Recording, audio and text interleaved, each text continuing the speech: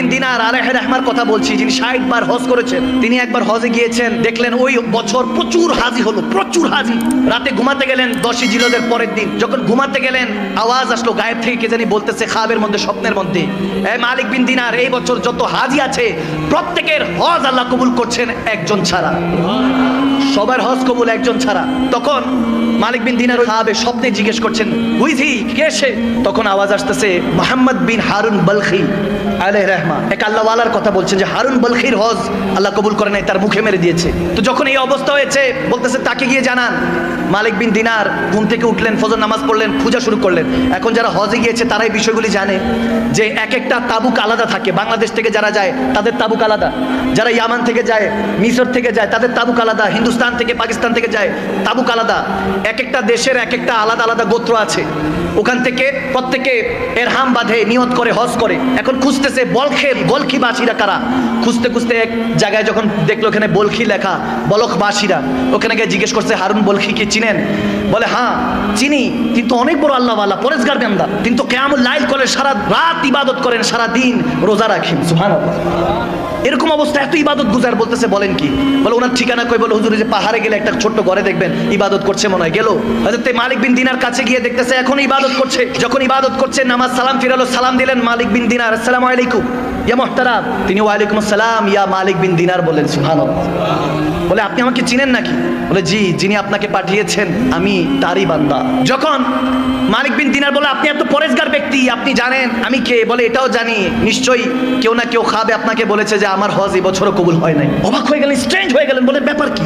আপনি খবর জানেন? বলে হ্যাঁ। দেখতেছে ওনার একটা হাত কাটা, হারুন বলখি তেনার ডান হাত কাটা। বলতেছে ঘটনা কি আমাকে বলেন। হারুন বলখি বলতেছে হুজুর বলতে পারবো না, বললে আপনি আমাকে হয়তো মারবেন, আমার গায়ে হাত তুলবেন। বলে না, যে এত বড় পরেজগার, যাকে সবাই ভালো বলছে, যিনি আমার খবরও জানে, তার হজ আল্লাহ কবুল করে নাই, ঘটনা কি জানতে চাই। বলে হুজুর শুনেন তাহলে, এটা আমার 25তম হজ, আমি 24 বছর ধরে হজ করছি। কেউ না কেউ আল্লাহ ওয়ালা এসে আমাকে বলে দিয়ে যাচ্ছে তোমার হজ আল্লাহ কবুল করে নাই। হারুন বলখি তোমার হজ তোমার মুখে মেরে দেওয়া হয়েছে, নাউজুবিল্লাহ, আল্লাহ কবুলই করে নাই।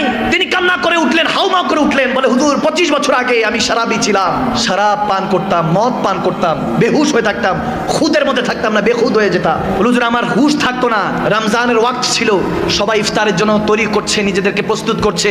আমি মদ পান করে যখন ঘরে প্রবেশ করলাম, ক্ষুধা পেয়েছে, খাবারের জন্য যখন হাত বাড়াচ্ছি, মাকে বললাম রুটি দাও, গোশত দাও।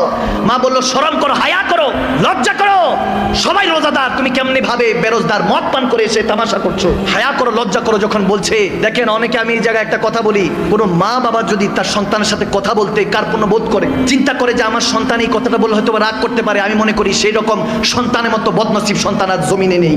আওয়াজ দেয় না, ঠিক না? যে মা বাবা আপনাকে জন্ম দিল, সেই মা বাবা যদি চিন্তা করে যে আমার ছেলে আমার মেয়ে মনে হয় রাগ করবে এই কথা বললে, তার মতো বদনসিব আর নেই।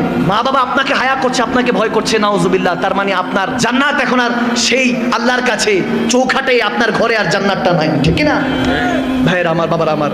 মা যখন বলো হায়া করো, লজ্জা করো, সে হারুন বলখি বলে হুজুর আমি এটা শুনে রাগ মাথা উঠলো, আমি একটা থাপ্পড় দিলাম আমার মাকে, নাউজুবিল্লাহ, থাপ্পড় দিলাম। আমার মাটা তরপাইতে তরপাইতে উনুন, ওইখানে আগুন ছিল, চুলার মধ্যে পড়ে গেল। আমাকে কয়েকজন ধরাধরি করে, যেহেতু নেশায় ধুচ্ছিলাম, খবর নাই, বেহুশ, ঘরের মধ্যে আমাকে বন্দি করলো। পরের দিন ঘুম ভাঙলো, দেখি আমার স্ত্রী ওয়াইফ ব্যাগ গুছাচ্ছে। বললাম কি ব্যাপার, কোথায় যাচ্ছ? বলে যে মায়ের সন্তান হতে পারে না সে বউর স্বামী কিভাবে হবে, আমি তোমার সংসার করব না। বলে আমার মা কই? বলে তোমার মা রাতের বেলায় জানাজা হয়ে গিয়েছে। চিৎকার দিল সন্তান, বলে কি বলো? আমার মা জানাজা হয়েছে, আমাকে জানো নাই? বলে তুমি তো নেশায় ধুচ্ছিলা, তোমার মা তোমার থাপ্পড় পেয়ে নাউজুবিল্লাহ ওই উনুনের মধ্যে, আগুনের মধ্যে পড়ে ওখানে ইন্তেকাল হয়েছে। যেতে যেতে বলেছে আমার সন্তান যাতে আমার মুখ না দেখে। বদকিসমত ওই সন্তান। হারুন বলখি বলতেছে হুজুর এই কথা শোনার সাথে আমি একটা দা উঠালাম, ছুরি উঠালাম, হাতটার মধ্যে ডান হাতে কোপ দিয়ে হাতটাই ফেলে দিলাম। যেই হাত আমার মায়ের গায়ে উঠে, বাবার গায়ে উঠে, ওই হাতের দরকার নেই। এরপর সমস্ত সয় সম্পত্তি আমি দান খয়রাত করে দিলাম গরিব মাসাকিনদের মধ্যে। আজকে 25 বছর ধরে হজ করছি হুজুর, কেউ না কেউ আল্লাহ ওয়ালা এসে বলে যে আমার হজ কবুল হয় না, আল্লাহ মুখে মেরে দিয়েছে হজ। তখন মালিক বিন দিনার রেগে গেলেন, বলে আরে মার উপরে যে অত্যাচার করে সে কিভাবে মানুষ হতে পারে? মালিক বিন দিনার তার গায়ে একটা থাপ্পড় মারলেন, তার গালের মধ্যে থাপ্পড় মারলেন। তখন হারুন বলখি বলে হুজুর এটারই লায়েক আমি অনেক বড় গুনাহগার, মার সাথে জুলুম জুলুম করেছি, বাবার সাথে জুলুম করেছি, থাকতে বুঝি নাই, এখন চলে গিয়েছে, এখন হাউ মাউ করে কাঁদিয়েছি। মা গো একটাবার বলতে চাই তোমার রান্না খুব ভালো লাগতো, বাবা গো একবার বলতে চাই তুমি আমার জন্য যে পরিশ্রম করো কখনো বুঝতে দাও না তোমার মনের কষ্টগুলি। সেই মা বাবাকে হারিয়ে এখন বুঝি হুজুর, এখন আর তো কোনো কিছু করার নাই, দাঁত থাকতে দাঁতের মর্ম বুঝি নাই। আর যখন মালিক বিন দিনার এই কথা শুনে তার মুখের উপর থুতু নিক্ষেপ করে চলে গেল। রাতের বেলা যখন ঘুমালেন মালিক বিন দিনার এখানে দুনিয়ার চোখ বন্ধ করলেন, ওখানে কিসমতের চোখটা আল্লাহ খুলে দিলেন।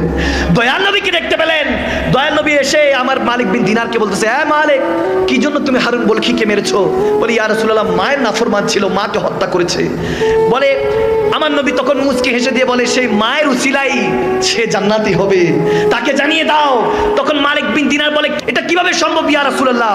বলে হাসরের ময়দানে যখন সে হারুন বলখিকে টেনে হেসে ওই ফেরেশতারা নিয়ে যাবে, মাকে উঠাবে, আল্লাহ বলবে এই মা তুমি বলো তোমার কি হিসাব নিকাশ। আল্লাহর কাছে সেদিন ওই মা চিৎকার দিয়ে বলবে, আল্লাহ ওগো পারওয়ারদিগারে আলম ইয়া রাব্বাল আলামিন, আমার সন্তান আমাকে হত্যা করেছে, আগুনে নিক্ষেপ করেছে, হত্যা করেছে, তাকে কত কষ্ট করে 9 মাস 10 দিন 10 মাস 10 দিন পেটে রেখেছি, আমাকে সে কষ্ট দিয়ে হত্যা করেছে, আমি বিচার চাই। আল্লাহ বলবে এই বদবক্তকে উঠা, ফি নারে জাহান্নামা খালিদিনা, চিরস্থায়ী জাহান্নামে নিক্ষেপ কর।